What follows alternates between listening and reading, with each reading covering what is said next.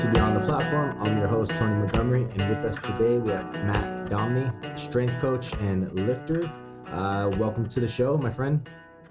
Hey, thanks for having me on, Tony. Appreciate it. No, thanks for coming on, man. We were just talking about how we met in Dallas, and I don't remember who you are, and you said, you remember me because I made fun of you, and I said, well, that's kind of what I'm known for. I make fun of people, and not only did you remember me for making fun of you, but you carry on the tradition of making fun of people at seminars that you host. So if I can think about one thing that I left when I leave this planet, is that the idea that I'm leaving this ability for people to just clown on each other, make fun of each other, I'll be happy.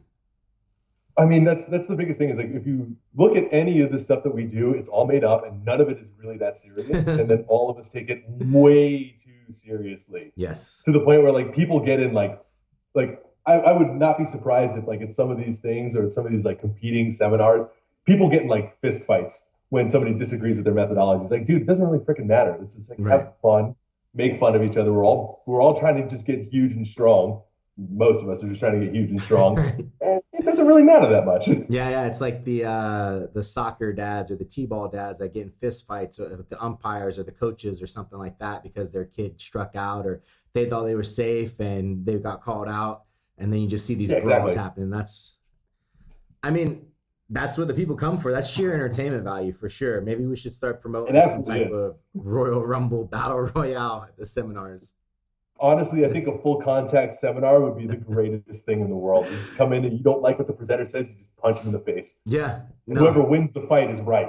Oh, I like that. I like that for sure. Then people have to not only back up what they say, mentally, but they also have to do it physically as well. Exactly. That's solid, man. I bet a lot of people wouldn't have as many opinions. That's for sure. There'd be like two people with opinions out there. That's it. Awesome, man. Well, for those of people listening that may not know who you are, can you go ahead and just kind of give a quick little background of how you got into coaching and lifting, and then kind of what you do now in terms of the coaching and the lifting? Absolutely. So I am currently the head coach and co-owner of Compound Performance with my business partner, Kyle Dobbs. I started lifting in a rehab setting, actually, after I was doing Brazilian Jiu-Jitsu and mixed martial arts. When I was 23 years old, I had every single ligament in my right knee torn. So I had my ACL, MCL, LCL, PCL, medial and lateral meniscus all torn at the same time. Fortunately, none of them were severe enough that I needed to get anything rebuilt or replaced. So I was in physical therapy for about 6 months to kind of rehab and recover through it. And through PT, I started doing like my PT was awesome. She started having me do I was doing box squats and power cleans and box jumps and sprints and performance stuff because I was a performance athlete at the time, which was great. So I looked at that and I was like, I kind of want to I'm going to continue lifting and just getting stronger, but also kind of want to get into physical therapy as well because this is super fun. And taking a damaged athlete back to being like a performance machine again was awesome. And I remember that she kind of grabbed me and was like, don't do it. You're going to hate your life. For the first athletic client that I've had in the 5 years that I've been doing physical therapy or whatever time I've been doing physical therapy. That's a very most of what common I have story. Yeah. Dude, she was saying, she's like, most of the people that I have are these 70-year-old women who complain about things all the time. And she's like, well, have you done your homework? And she's like, you never gave me homework. It's like, I've given you the homework every time you've come in for the last 6 months. Right. Janet, do your stuff. So she advised me to kind of go to personal training and do stuff like that instead. So I moved into that. I started working at a couple Globo gyms. One of my Globo gyms shut down in the middle of the night. So I woke up one day and I was like, I'm going to go to work. And then I didn't have a job, which was awesome. Doors were just locked. Owners were unresponsive. They just fled the country. And then I got another job at another larger Globo gym and started working through the path of biomechanics and movement through their in-house courses, which were very poor, like the FMS and all of that model and stuff like that. Which led me to which led me to a lot of the other stuff that I've been doing more recently, where I've gone through some of the mentorships with N1 Education and some places like that, that have a very, very, very heavy lens on biomechanics to give lifters the best chance they can to succeed, right? So I kind of skipped over a bunch of stuff, but I moved out to Texas to kind of run one of the gyms down here. Found all these other people. Found Kyle in originally looking for like a biomechanics mentorship and hired him to mentor me. And then he hired me to work for him and take over the remote training platform afterwards. The reason why he hired me is because he has a lot of powerlifting clients who wanted to work with him directly, but he is not a powerlifter. And as a person with ethics, he decided he's not going to coach a bunch of powerlifters when he's not a powerlifter. Which is more than I can say for a lot of people. It's rare. It's a rare find these days. It's very rare. Yeah, and like he hired me because I understand the stuff that he was talking about, and I competed in powerlifting. Powerlifting, so it ended up being a really, really easy mix to bring me into the fold. Then I started working with him in our education programs, so our group mentorship, and I've worked with that or in that capacity for a little over a year with him, and I just concluded the first cohort of my personal powerlifting mentorship called Powerlifting Evolved. We just run through pretty much everything that helps powerlifters become better at whatever it is that they're doing. Yeah, no, so that's awesome, man. That's yeah. And then as far as your competitive background goes with powerlifting, kind of how did you get into that, and what are you doing now with it? When you plan to compete, what are your best numbers, all that kind of stuff? Because I mean, if you're gonna claim that Kyle didn't want to coach for powerlifters, then you at least have to show your statistics, right? Or else people are exactly like, who's this guy to talk, so. Well, I mean, also when I drop my total and my numbers, people are still gonna be like, who the hell is this guy and why is he talking? But if you have a total number, that's all that matters for the most part, right? You know how to do the sport, right? Exactly. So I started competing in 2000, and I've always trained for powerlifting, and I kind of fell into that curse that you probably dealt with a lot of your clients, where it's like, I don't feel strong enough to compete. I don't feel ready to compete. And I just kept pushing off competition dates and like registering for a meet and then dropping out because I'm like, I don't feel ready. I don't feel strong enough, and just continuing to do that until I finally decided to like sack up and join and do a meet. So the first meet that I did was in January of 2019, and I competed. I'm very tall. I'm 6'3", 6'4", and I competed at 220. So it was like criminally undersized for my weight. It's like very, very tall and skinny. And in that meet, I hit 1438 total. So I hit a 501 squat, 352 bench, and 585 deadlift sumo, which I pulled conventional normally, but that just happened to be where I was in the training cycle. So it wasn't even that good of a total. It wasn't that impressive. It was okay. And then like after that, I was going to do another one in June, but I ended up tearing a hip labrum leading into that meet. So I came and decided I wasn't gonna like quit and like fall out, like come out of the meet. I was gonna go do whatever I could. And I ended up bombing out for depth because I just literally couldn't hit depth in the squat without like blinding hip pain. It took a little bit of time to rehab that. And then decided that it was time to switch federations, go to USPA, and because their bench rules suit me a little bit better as a taller guy, and their weight classes also suit me a little bit better as a taller guy, and blow up to 275 to compete.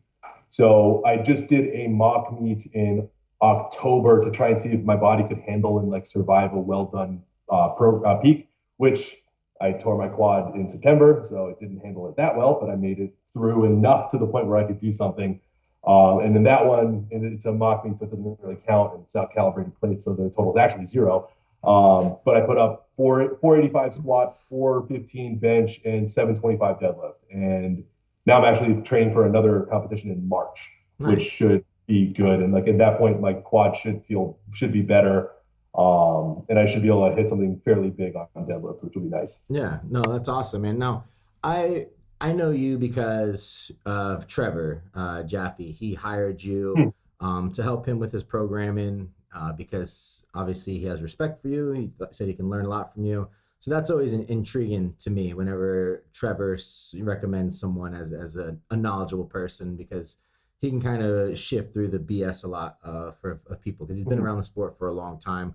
So you're kind of helping him along the lines of not only his programming, but he's learning a lot from you through the rehab type stuff, the corrective type stuff, and I'm gonna probably butcher the acronym, but is it PRI as well? Yes, it is PRI, and we're going to talk about Okay, cool. that. We'll definitely talk about it all, but that's what he brings up. So when you're kind of known for these things, because I always ask, I'm good friends with Jordan Shallow, the muscle doc, and he's a chiro, and he's well known for his ability to help people through injuries and stuff like that, and Yeah. that's what kind of you're known for as well, at least from Trevor's perspective. But then when you have these injuries, right? Does that make it like difficult for you? Does it feel like almost kind of like imposter syndrome in a way? Do you feel like there's more pressure on you to never get injured, to because that's going to diminish your ability to like say, I'm the guy who helps you with injuries when I'm injured, right? Because, you have someone like I worked with Chris Duffin as well, and he's injured all the time, but he's known as an injury prevention guy. And it's like, maybe because you're injured a lot, you can help people get better. But does that add like unnecessary pressure on you when you do think about that at all? So I do think about that. And then I look at the fact that in powerlifting, the only actual powerlifting injury that I've had that was related to the sport was a torn quad in September of this year. Yeah. Everything else was from doing something. The injury list is very extensive, but I was also like a full contact fighter when I was 18 to 23. Right. So all of them kind of extended from there. And I've had to rehab myself to the point where I can actually like push some sort of numbers without like everything falling off. Because like I mentioned, my knee is totally gone. My left shoulder, I tore my anterior delt, my bicep tendon, my infraspinatus, my supraspinatus, and my labrum, and dislocated the shoulder all at the exact same time.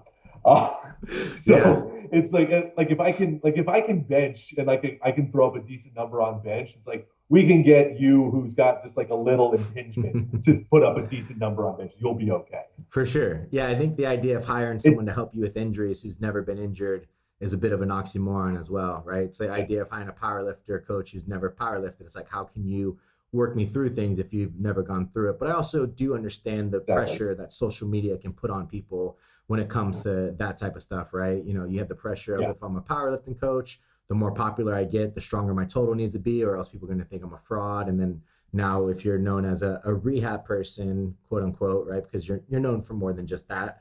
But every time you get injured, you're like, man, the pressure is always there. And, I'm just always curious how people deal with that, because I could care less. Like, I don't really care what people think, and I assume most people. My thing with that is, I was gonna say, my thing with that is that I always look at that as like, you can tell if somebody's actually practicing what they preach by how quickly they bounce back from an issue. True. Right. So it's like, if you're known as an injury rehab guy, and then you hurt you, like as a power lifter, and you hurt yourself, and then you're not competing anymore, it's like, well, that's where we know that something is a little bit off, and there's a mismatch in the values in that position. Because it's like, well, you don't do this anymore, so how are you going to help me also through this? Like, that injury forced you to quit. Right. And if you look at a lot of other people, where it's like, again, you mentioned Jordan Shallow, it's like, I know he's had some injuries too, but like now he's doing a lot of courses and going around and doing a lot of education. But like, you get hurt, you keep going, and you just work on rehabbing through it. And that's, I think, what gives people a little bit more credibility in the field. It's like, I've jacked myself up a whole bunch of times. Like, I've totally torn my right hamstring before. And it's like, I still deadlift like 725. So like, if you hurt your knee, you'll be okay. Right. Like, you can do it. Yeah. And I think that's where you get a little bit stronger with the experience in that, is it gives you a little bit better of a better grounds for communication with your clients or athletes. And it also gives you the ability to empathize with them a little bit more as well. So you can talk about how you understand where they are and like what they're going through, and then work together with them to build a plan to get them to where they want to go. Yeah, for sure. That empathy part is huge, I think, man, because communication is always the biggest thing when dealing with people, and empathy is a big part of that communication, at least to break through the barriers and to create better buy-in. So no, that's a really good point. And I think anybody who struggles with those things that I had mentioned should take that from what you just said and go off of that and build off of that, because I think that's one of the better outlooks I've seen on it, for sure. Now, we first initially met at the Kabuki KMS stuff.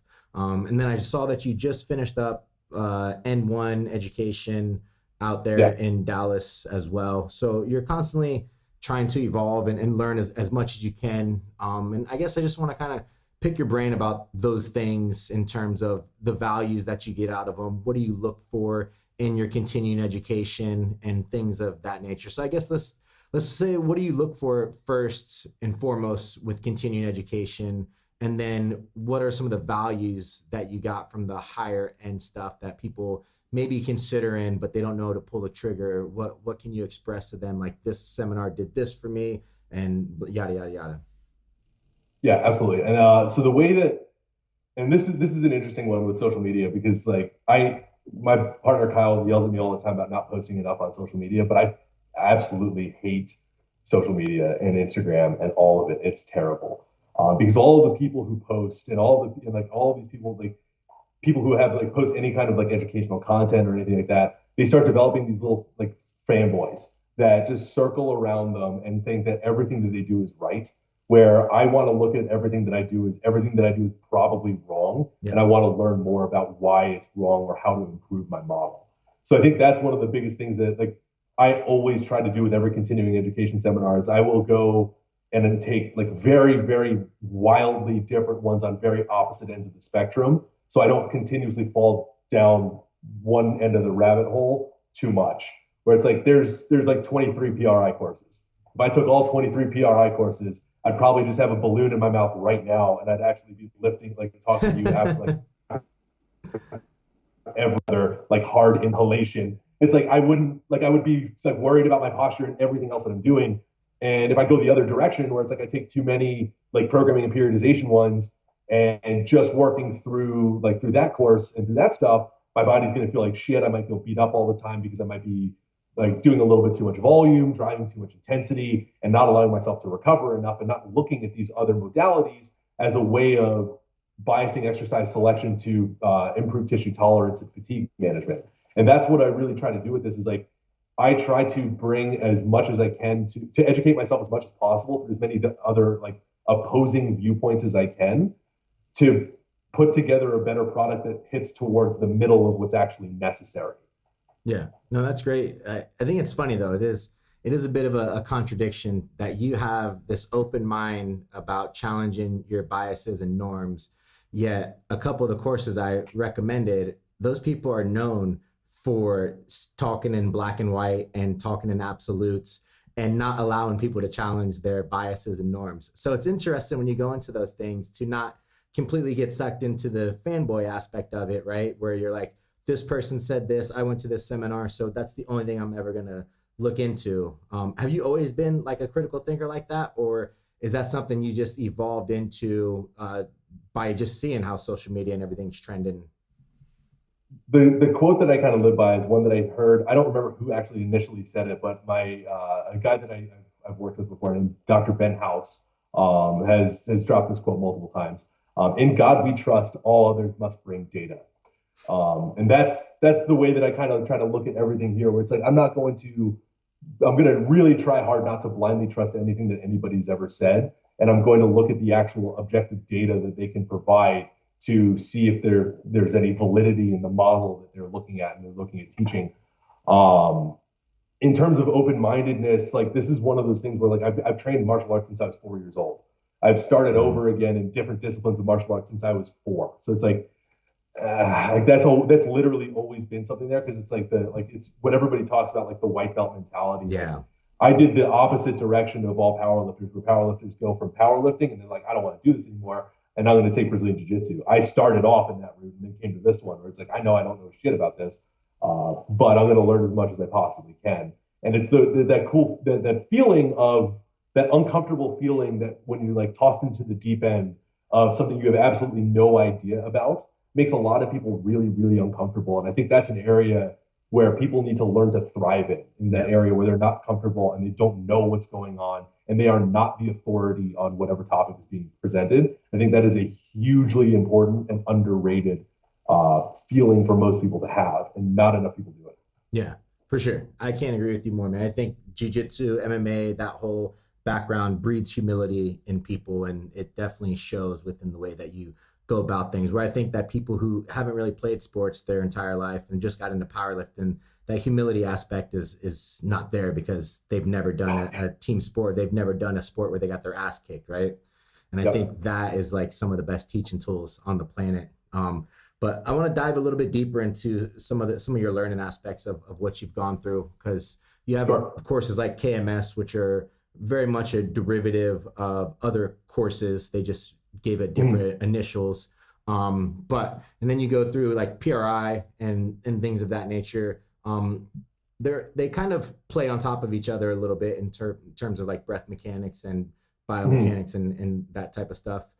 Do you feel like that's where the trend is going in order for you to be a successful coach, to learn about biomechanics, breath mechanics, and things of that nature? Because it was never preached before. This is like the last 5 years, this stuff is coming out where the feet are important, breath mechanics are important, biomechanics are important, which is like, well, yeah, duh, biomechanics are important, but it seems to be something that wasn't ever thought about before. You know, you could look at the way people used to lift or the way equipment is made, and you're like, none of these people have even thought about the idea of biomechanics. It's so bizarre to me. But so in terms of like building upon one another, do you feel like that's like the next approach to go, and where do you see coaches should look at first in terms of how to get the best bang for the buck out of their athletes beyond the X's and O's of programming and technique type of stuff? So this is actually going to be, because you brought me on to talk up PRI and talk about how good their stuff is for breathing. Oh, no, I didn't bring you on to talk them up at all.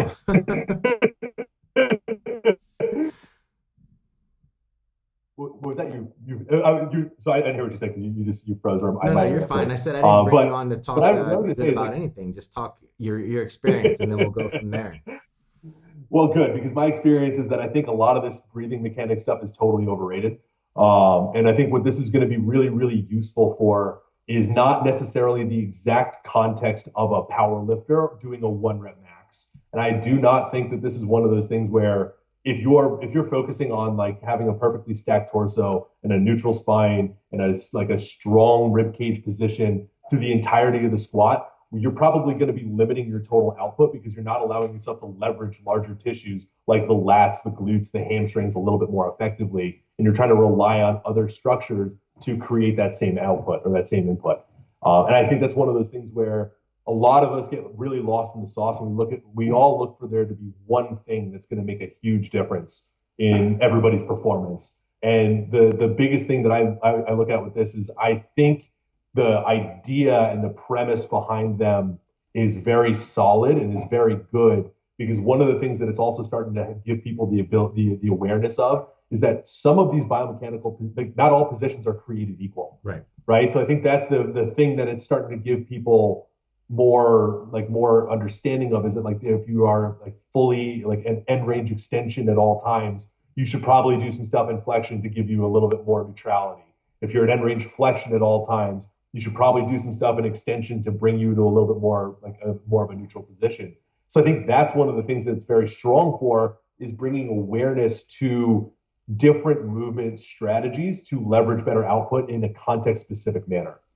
Yeah, no, I agree, man. I think the idea of function and integration is something that doesn't get talked about a lot at these seminars. It's very much one-dimensional breath mechanics. This is the way it should be done. And it's like, yeah, in what context? Context is everything. And people tend to leave the context out, right? So when it comes to, you know, the breathing stuff, which is really popular now, in terms of like, maybe if you learn how to breathe properly, that may correct some imbalances in terms of shoulder flexion, in terms of rib cage expansion, in terms of compression, things like that. But then how do you integrate that into becoming a better lifter? And is that something that should be the primary focus of what you're doing? It's like, well, no, but you should practice it enough to where it's kind of subconscious, right? To where you just do it automatically, and it's not the main thing that you're thinking about.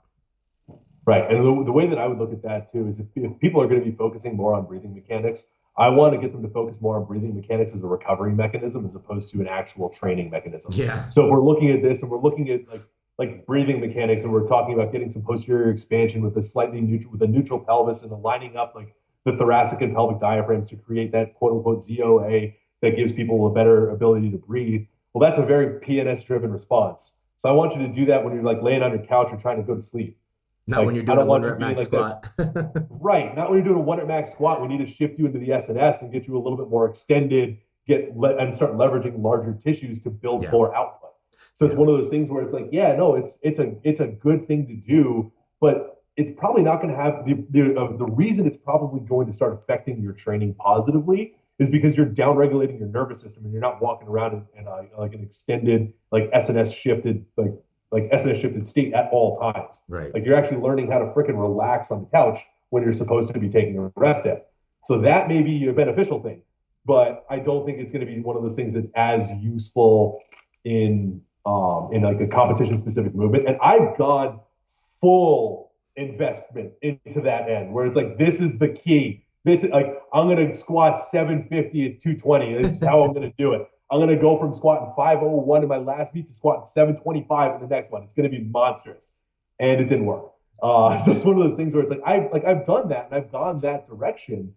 It's just one of those, it's like we said, it's the context of all of this stuff is the most important thing. Yeah. And I think when it comes to breath work, man, not to harp on it too much, the understanding of how it controls the autonomic system is the most valuable thing, right? If you can learn how to use breath work to create sympathetic drive and parasympathetic tone, that's going to bring the most bang for your buck when it comes to that type of stuff, right? If you know that you can stay calm, especially at a meet, right? What happens when people go to a meet, they get fucking pumped up at 9 o'clock, their first squat's at 11. By the time 12:30 comes around, they're dead because they don't know how to control. Shots. Right. Yep. So I think that is definitely such a valuable and good point, right? Like, you know, to stack things up and bracing and all that. Yeah, there's some intricacies to that for sure. There's some integration for that for sure. But I don't think that's as valuable as being able to control your autonomic nervous system, right? Like to me, that's the key.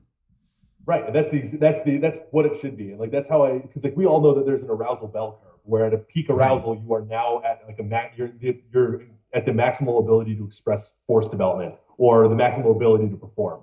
Where it's like if you're living at that spot, that bell curve just gets pushed down more and more, and you don't have a spike anymore. You now have like a little hill. So it's like one of those things where like for me, when I'm competing or doing anything like that, I'm very, very calm and just kind of like sit in the back. And then when I go to like step up onto the platform, it's just a bunch of like very hard nasal inhalations to shift me more into an SNS drive. Right. And then as soon as I get out, it's just back to like deep nasal breathing with like a mouth, like a long, relaxed exhale, because it's not important anymore. And now I don't need to worry about trying to fight something anymore. I need to worry about relaxing and recovering for my next attempt. Yeah, no, I think that's because, I mean, internal is always going to outperform external stimulus, right? So the people that use music to get psyched up or ammonia to get psyched up, you're taking an external stimulus and you're using that for an arousal curve. Whereas like if you can internally drive that, not only are you able to bring it back down faster, but you're also able to get it peaked exactly where you want it to. Where the other things you can't really control that much. You just get fucking psyched up and then your technique goes to shit. It's not a controlled variable because what if you hit a new ammonia bottle? We see that shit all the time at meets, right? Somebody gets a new ammonia bottle, they're fucked, man. I was literally just about to ask you that. I was going to say, have you ever taken too much ammonia and fucked yourself up from it? It's like, oh God, I can't do this at all. Right. No. Give me like 5 minutes. I'll be right back. Yeah, for sure, man. When it comes to diagnosing, you know, we'll use Trevor as an example because he's someone that we both know, and he's someone that's been banged up. He's been in the sport for over a decade. He is a mature athlete, is the nicest way I can put it. He's a really strong, mature athlete, but he's a mature athlete. What are some of the things? Yeah. When you guys first started working together, what are, as a coach, like, what are you looking at to diagnose Trevor as a lifter? And what are some of the first initial steps that you're doing?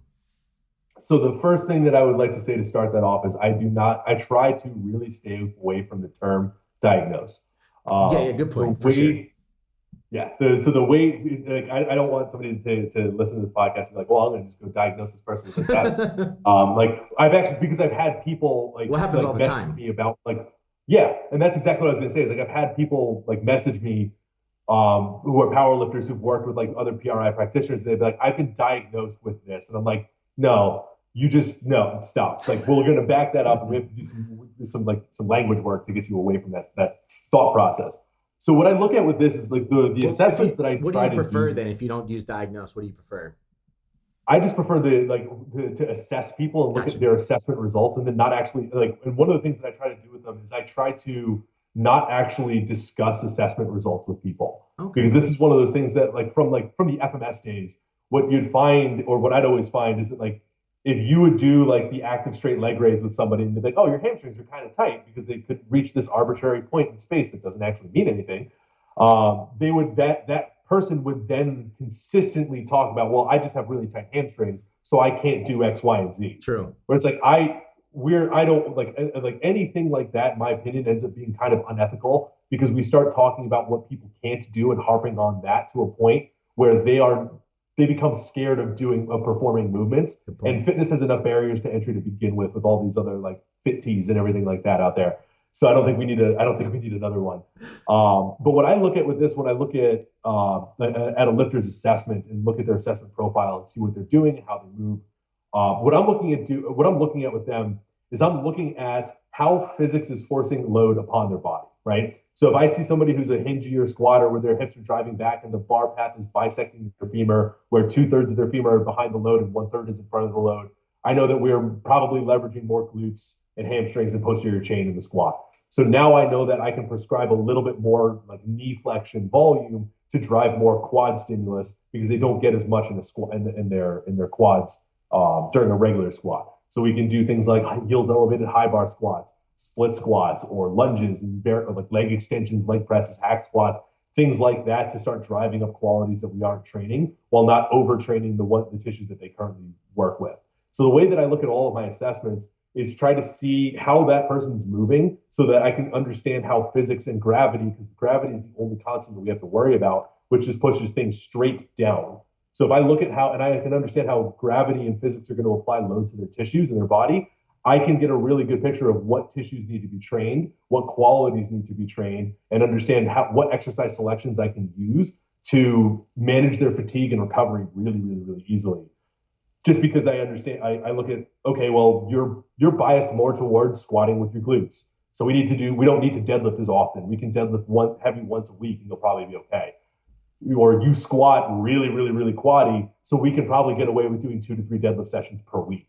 And using it in that term that way, as opposed to just arbitrarily choosing exercises and programming styles to fit the person that's sitting in front of me a little bit better.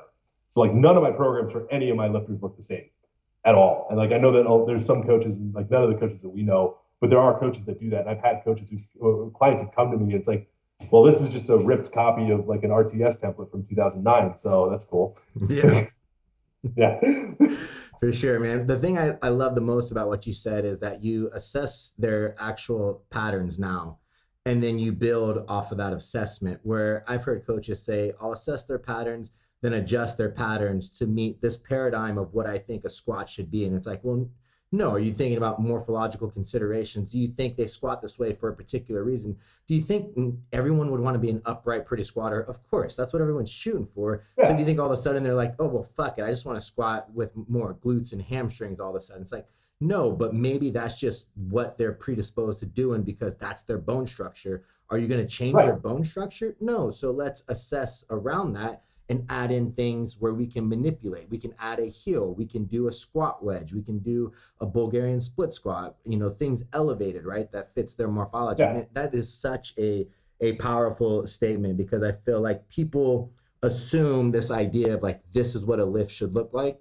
And if you don't lift like that, we need to fix that. It's like, wait a minute. Like, one, you don't even know, like, okay, well, maybe their quads are really weak. So if we just get their quads really strong by isolating them, then maybe their squat pattern will look a little bit better. Who knows, right? Why are we changing stuff that they're already comfortable with doing because our ego is telling us it has to be a certain way? It's like, man, that's such a great point.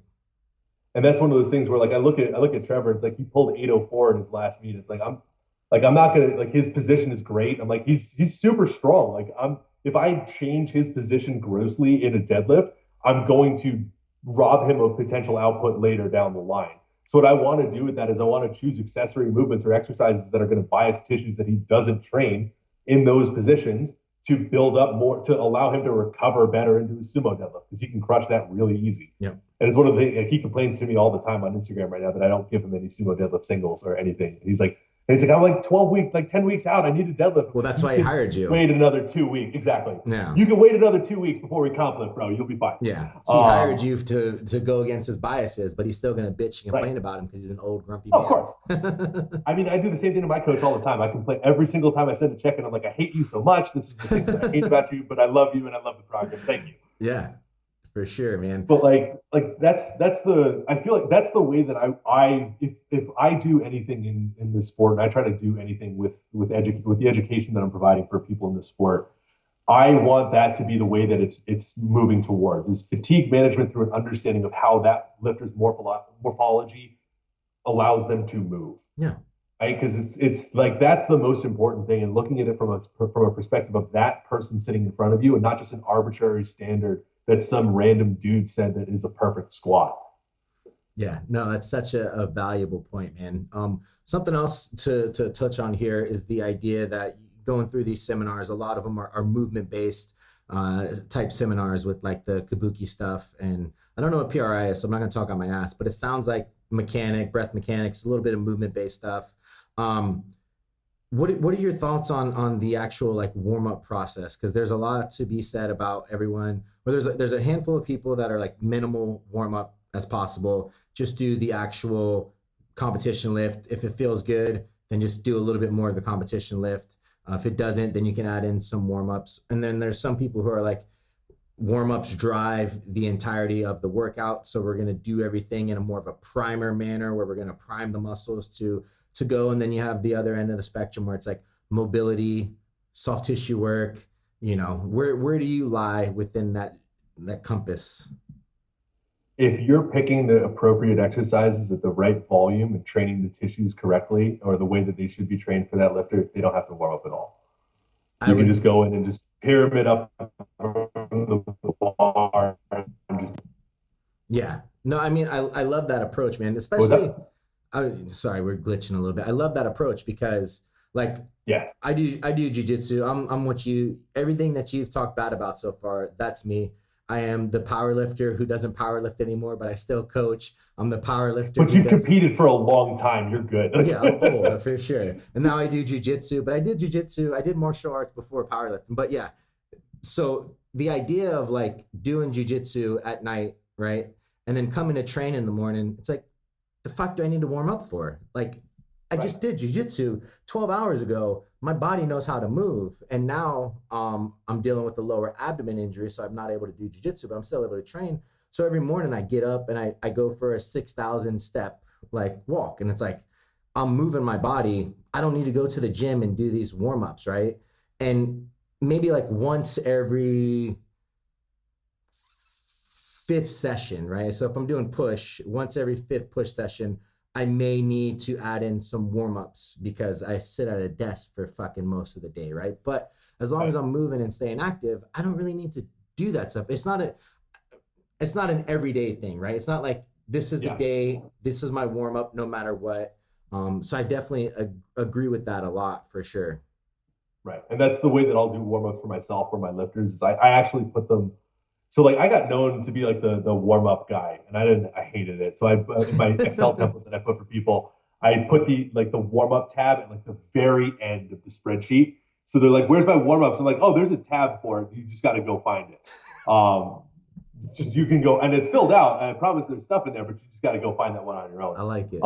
Because again, like this is my thing where it's like if the training is set up right, then you don't have to really do that much stuff. And like I use my like the warm-ups and the stuff that I've done as like a thing to hold in my back pocket.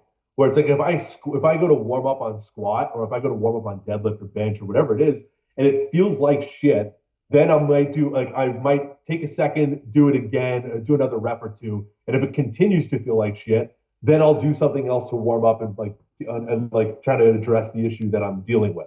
But if I go in and I check the bar or I check 135 or whatever I'm loading up first, and it feels fine, I'm not going to waste time warming up for no reason because I already feel good. It's useless. And that's one of those things that I see all the time with people. It's like, well, I don't have time for my 2.5 hour session today. It's like, well, what do you have to do? It's like, I got to do a 5x3 on squat. And I'm like, that's going to take you 2.5 hours. Like, yeah, but my warm up, I got to do all this stuff before. I got to foam roll every inch of my body. then I got to stretch it all, then I got to do like a whole bunch of leg extensions, then some like leg curls, then some like hip drills. And like, why? If you just go Yeah. squat, you'll probably be fine. Right. Yeah, I like what I learned from Jordan is this idea of gatekeeper exercises, right? And he'll do, bottoms up kettlebell press. And he's like, if I do that for a couple reps and it feels fine and I feel stable, I'm good to go, and that's his thought process is like he'll do some gatekeeper stuff for every session and it's like one exercise. And if that feels good, that's his body telling him that he's ready to go. He can stabilize under load. And I also like the integration of quote unquote corrective exercises within the realm of accessories, right? I think so many coaches nonchalantly program accessories. It's like, do bicep curls. Like, well, what kind? So I don't really care. Just do them. And it's like, okay, well, if I'm going to do fixed barbell bicep curls, guess what's going to be fucked up in a couple weeks? My elbows, because morphologically, my arms don't go straight like that. It's like, that's not going to happen. Yeah. Put a little bit more thought like, oh, can I do, cable bicep curls where I get a little bit more serratus anterior activation? I can get a little bit more scapula movement. Oh, maybe that might be better for my shoulder health. So I don't have to do fucking 20 minutes of shoulder mobility when it comes to the gym. It's like, exactly. Proper execution of accessories integration is like, you're going to do accessories anyways. Might as well make them worthwhile. Don't just say tricep work or arm work. It's like, come on, let's be a little bit more thoughtful in our process here. I do that at some point with certain lifters who have a high degree of autonomy and know what they need to do. Yeah, so it's like for sometimes sure. They'll put in things like I actually do this with a lot of my lifters where I'll program in like horizontal, like compound horizontal pull of choice. So like they get to think about what horizontal pull they want to do, but I also give them like the rep range that I want them to hit because it's like if I'm saying do like a 4x12, like they're not picking barbell rows. Like they're picking like cable rows, chest supported machine rows, or something like that. So I feel like sometimes I do that, but I fully agree with you where it's like if we're picking the right exercises with these people, you don't even really have to do much else. Like they'll just come to you and be like, hey, I feel great this week. Cool. This is a boring check-in. Have fun. Go kill it again next week. Yeah. And like that's my goal as a coach is like I want all my check-in emails that I get from clients to be like, hey, this week was really good. I'm feeling strong, feeling healthy. See you next week. Yeah. It's like, great, cool, have fun. Yeah. I had a guy check in today for nutrition, like business as usual. I'm like, that's the check-in you want, man, because that's what you got to do to be good, Yep. Yeah. No, I love that, man. And so you said that there's some autonomy within your lifters. At what point do you decide that these lifters have earned the right to have autonomy? Like, what are you looking for to determine that in a lifter? Because I'm sure you've had these lifters that hire you and you're like, chest flies, and they're like, which ones? Like dumbbells, incline, decline, flat. Like, God, fuck, just whatever, just do this, just do this, right? Like, fuck. Yeah. So how do you deduct your shoulder? You'll be fine. how do you determine autonomy with the lifters? Because ego's always going to get the best of us a lot of times too, right? I start out by giving every single one of my lifters very, very low priority choice exercises in the very first training cycle. So like you get to pick your arm exercise for this week. Okay. Like you get to pick biceps and triceps. And if they start making good decisions, I'm like, cool, now we can start using you into other ones. And like that's again where I'll give them a constraint where it's like, I want you to train more of a lengthened bicep. I want you to train more of a shortened bicep. And if they start picking exercises that are like smart and that are like good and that are appropriate with the rep range that I'm giving them, cool. Now you've earned a little bit more autonomy. But if you start picking stuff where it's like I said, it's like I want you to do like a 4x12, and they're like, well, I'm going to do barbell rows, and it's like, okay, like that's probably not the best choice for like a 4x12. I was hoping you'd do like a single arm, like a cable variation, because like that's better for you, just because it fits the rep range a little bit more. So like if they start doing stuff like that, where it's like if I say like a unilateral or like a single joint leg motion of choice, and they're like, well, I did leg presses. I'm like, you didn't listen to what I said. So you have now lost some autonomy, and I'm going to put that in there for you. So it's one of those things where like my goal as a coach is like I want lifters to stick with me for a long time, but I want them to stick with me for a long time because they like working with me, not because I am the god of exercise selection for that person. I want them to be able to develop the autonomy on their own, that they can start choosing exercises because like. Again, if I have that lifter that's totally reliant on me for, like you were talking about with chest flies, Like if they're totally relying on me for every single thing that they're going to choose, what happens if that equipment is taken at the gym and I'm busy in a session and I can't talk to you? Right. They're going to go, well, I just skipped the accessory and went home. It's like, I want my lifters to be able to look at that and go, okay, well, this exercise that he programmed in is doing this motion, so I can replicate that by doing this one. Yeah, for sure. No, I agree. And it's also this idea of like, you're creating autonomy within the lifter because that's what they need to become a better athlete. Because unless, like, the thing that drives me crazy is I hear these lifters, they're so used to their coach prescribing them everything, and they go to the meet and their coach isn't there because maybe their coach lives in Florida and they compete in Oregon, and they just fucking bomb out and freak out because their coach isn't there to tell them everything they need. Well, as a coach, what are you doing for that lifter? What kind of service are you providing for that lifter? It's like the parents who try to coddle their kids and not allow them to do anything that may be dangerous, and they don't ever have any adversity. So then they become an adult and they expect life to just continue that route, and then fucking they get fired from their job, their girlfriend breaks up with them, and they stupor down into this depression because they don't know how to deal with life. It's the same thing with lifters, right? Building some autonomy to allow them to make competent decisions is only going to make them a better athlete, right? And absolutely, the idea of a coach is that you want to work with an athlete as long as you can, but when that athlete leaves, they need to be a better athlete, not just a stronger athlete. You can make anyone strong. That's not the hardest fucking job in the world. It's very, very easy to a certain degree, right? But is that athlete a better athlete because you left? Mentally and physically, did they improve? And typically people don't think about that mentally aspect, right? It's like, I gave them plan A, plan B, plan C, plan D for their meet, and they still didn't know what to do. And I was like, that's your fault. That's not their fault. Yeah. That's an education problem on the coaching side. Yeah.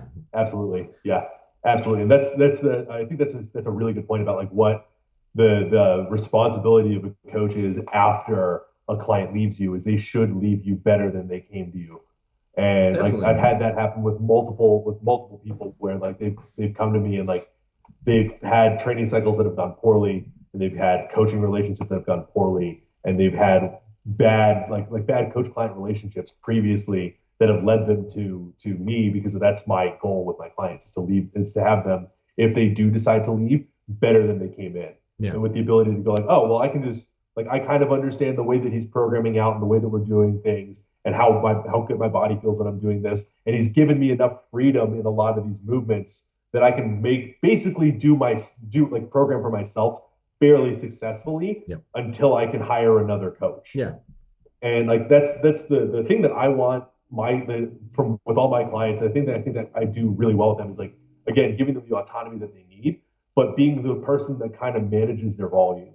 Yeah. And like if that's all that I'm known for is like, I just have this coach that manages my volume really well. I have a lot of like autonomy in my process and a lot of autonomy in what I can do. Then that's awesome. Right. I think so because too. That becomes a very, very collaborative relationship where I'm not this god on a pedestal sitting there being like, well, if you didn't do exactly this movement, that's why you bombed out of the meet. It's like we're having an actual discussion about like, okay, I see you chose this movement. Can you tell me why? How did that feel? What was your desired outcome out of it? Yeah. And then we can actually have a conversation with it where the lifter becomes smarter. And then I also get better at my job because they may teach me something about why they picked that particular movement that I can then apply to somebody else. Yeah.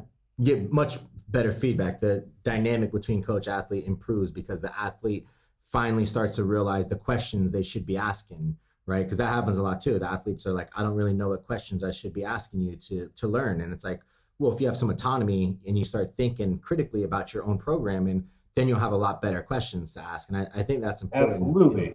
You brought up a really good point. And based off of what we talked about, I think this is going to be a great way to kind of last question end the podcast here is, you talked about being known as the warm-up mobility guy. You talked about words mattering, right? Diagnosis is not the greatest word. Assessment's better. So, and then you also brought up coach's responsibility. So let's kind of go over that. Like, what do you think a coach's responsibility is? Where do they draw the line at boundaries wise? What don't you overstep? What should you be providing for your athletes, in terms of how you do things, not in terms of the grand scheme of things, but, maybe the way you do things is the way people should do them. So how do you do that? And what do you think about so you don't overstep those boundaries as well? I refer out as much as humanly possible. If there's anything that I feel like is not directly within my scope, I refer out immediately. Like Athletes I hate actually that though, share. man. Yep, I don't care. I'm the same That's way.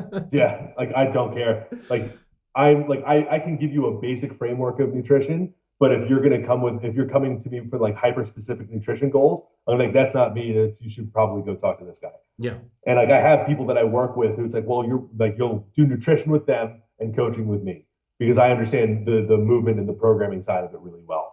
Or like for example, like my business partner Kyle is a runner and I'm not.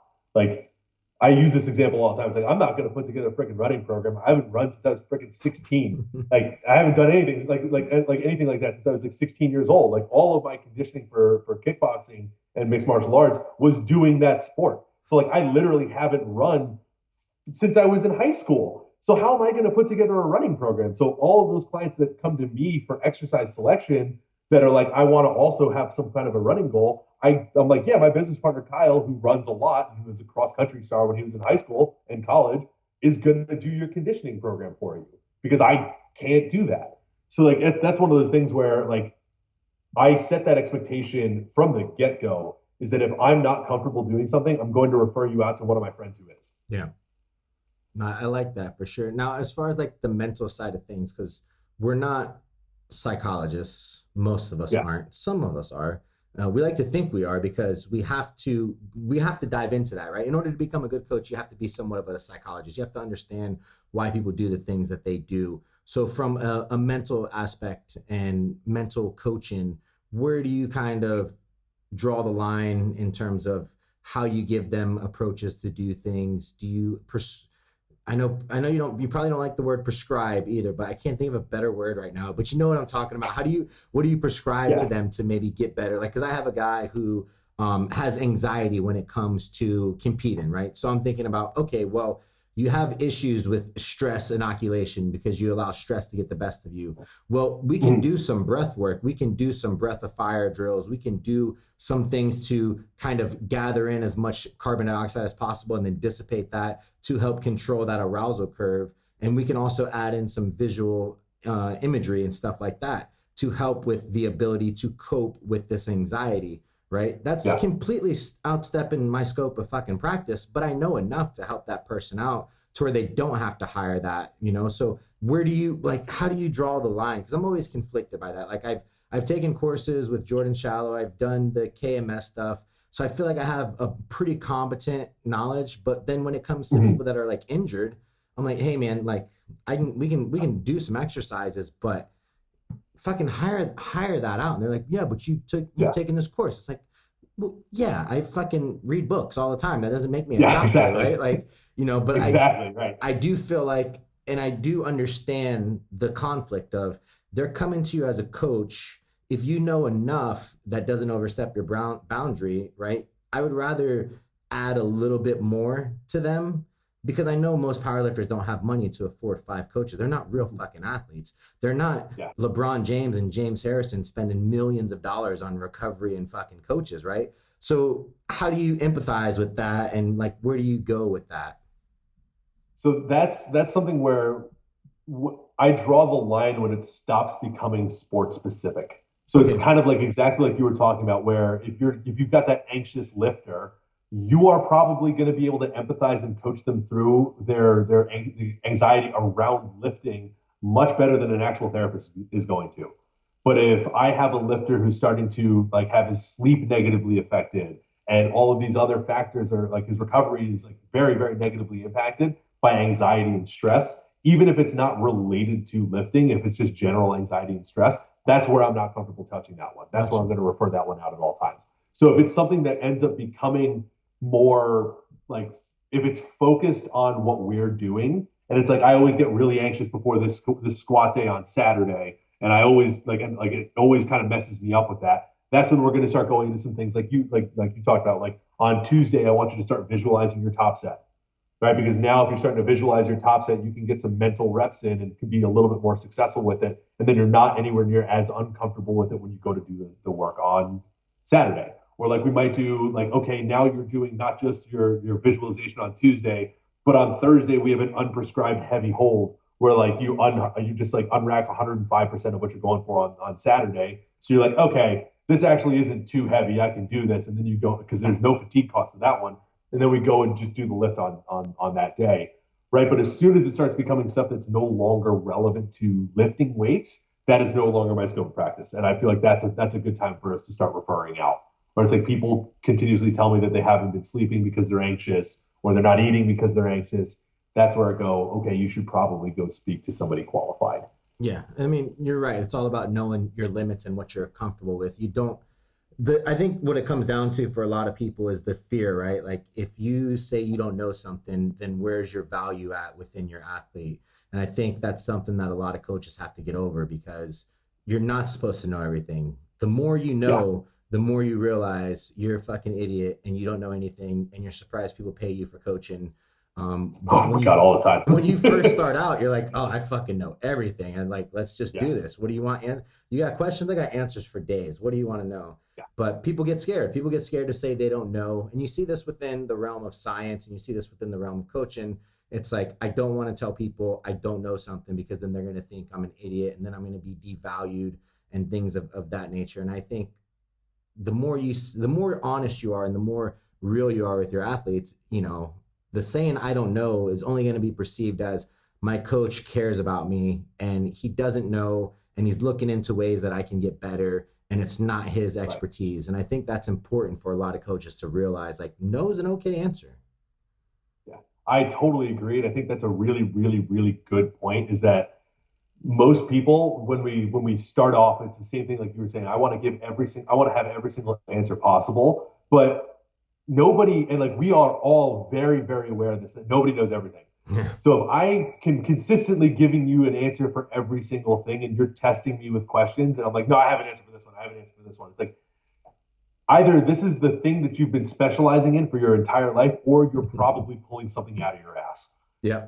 And at that point, it's like you gain a lot more respect from your clients and from your peers if you refer out, as opposed to just being like, no, well, I can do this because I know how the body works. Like, I can write a powerlifting ebook because I know how the human body works. It's like, well, you've never actually done this before, so you probably shouldn't be doing this one.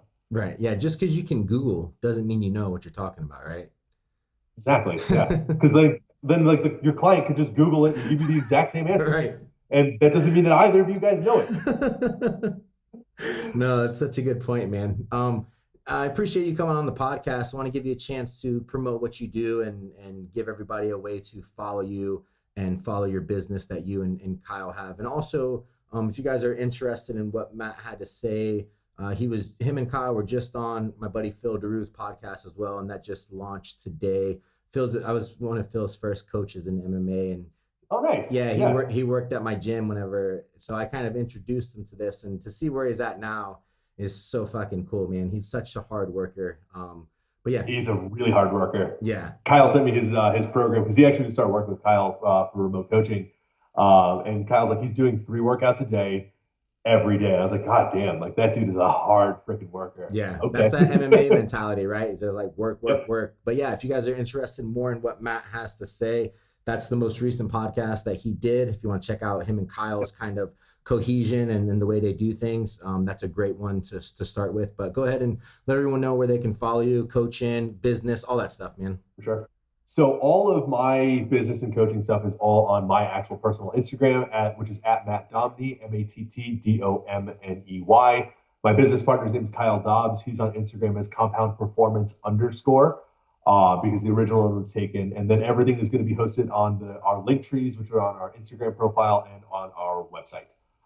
We do a couple education programs for in-person personal trainers and remote trainers of Gen Pop and powerlifters. We also do some coaching, and basically try to do whatever we possibly can to drive up that revenue stream, bro. Yeah, for sure, man. Try to bring as good of a product as we can to as many people as possible.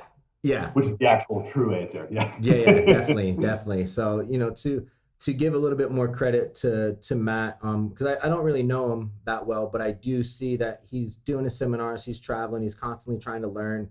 And if you guys need a reference, just talk to Trevor about it as well. I think a great coach can always give references. I know coaches sometimes are afraid to be like, these are the athletes I worked with, ask them whatever you want. But, I think that's important. That shows a lot of value. Coaches that are constantly learning, trying to progress, through different fields of area. Like you just did some hypertrophy biomechanics stuff. I was like, that's fucking awesome, man. I love hypertrophy biomechanics. It's like, yeah, you're constantly trying to learn. You just love to fucking learn, and that's great. Right. And it's got to be, and that's if I can leave with anything, it's going to be the fact that you shouldn't get stuck in one rabbit hole forever. You should diversify. Yeah, no, great point, man. So appreciate you coming on. Thank you for your time. Hope you have a great rest of your holiday vacation / cool down period from a busy, hectic year. And a crazy Thanks a year lot, Tony. I appreciate you having me on. Yeah, man. Yeah. Definitely. Oh, crazy year. But I appreciate you having me on, man. Thank you very much. Yes, sir. Have a good one. You too.